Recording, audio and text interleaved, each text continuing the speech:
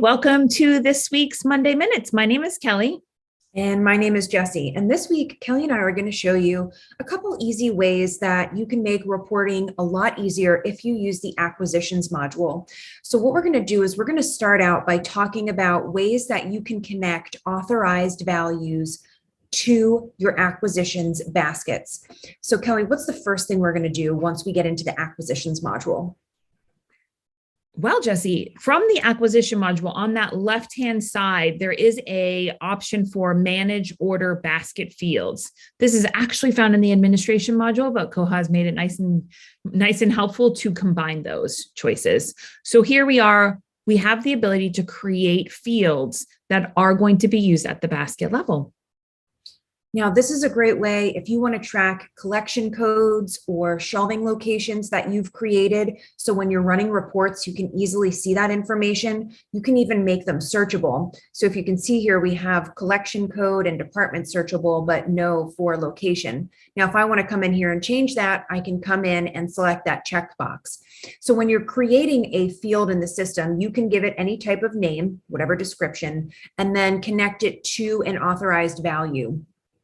Now, this is really helpful if you have very broad funds. So if you had a fund specific to book, but you wanted to identify this basket is specific to my children's location or my children's collection code, this would be a great way to identify that. And when you run the reports, you can see what you've spent where from these additional fields. Perfect. So now, Kelly, tell us where we're going to see this when we go back into acquisitions and now when we create a basket. Absolutely. So when you're creating a basket in any vendor, these will show up at the bottom. So you're going to still do all your regular name, any notes, creation of items, but then at the bottom, we will see all 3 or 4 or how many you've created, and you can use one or all during this basket creation. Perfect. So maybe we were ordering some DVDs. We can say attribute this to the media room, and then we can come in and move forward. And you can see, Jessie, right from this form, the basket March 22 will show now a location of media room in that area. So another tracking that you'll be able to see, oh, this basket for March 22 is dedicated to the media room. Perfect. Okay, Kelly, now let's talk about the second way that users can track this information at the, fund level, we can say.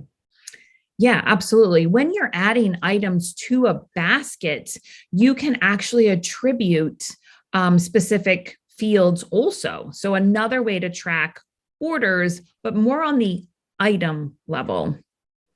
Perfect. Should we start with the budget management to show them where they set that up? Absolutely. So if we come into our budget that we have created in the system, and we can link out to the creation of a budget if this is your first time using acquisitions. And in here, this is where you're going to define what your fiscal year spending is.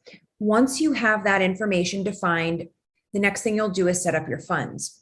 When you're creating your funds in the system, this is where you'll be able to essentially set up the code, the name, the amount. You can set warnings and triggers. And then down at the bottom, you'll see statistics. So this also will be connected to your collection codes or shelving locations, or really any authorized value that you've created in the system. Yeah, this is really helpful. So if you had a specific fund for maybe a department in your library, but you wanted to really drill down on those departments, what specifically you're buying it for, you can do that and be able to report on how much you spent in this specific area within that department. Perfect.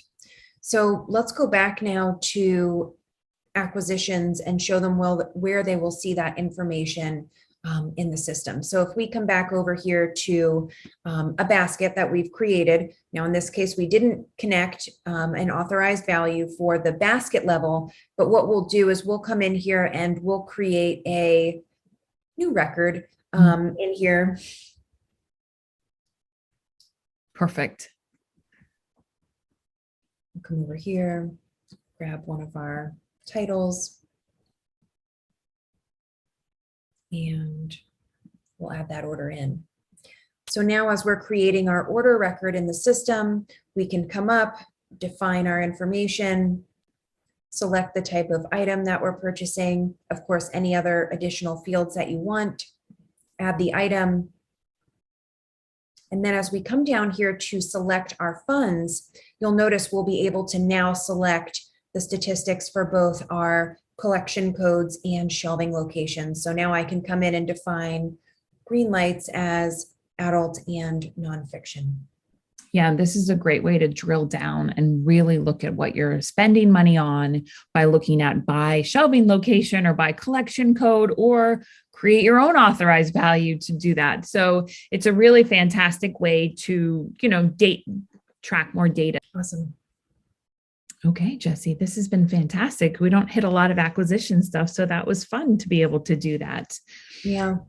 Hopefully for all of you out there that are working on like statistical reports and you want to track that information a little easier, this is a great example. And we can also put a report in the blog post that shows you how to connect these either statistics or the additional fields.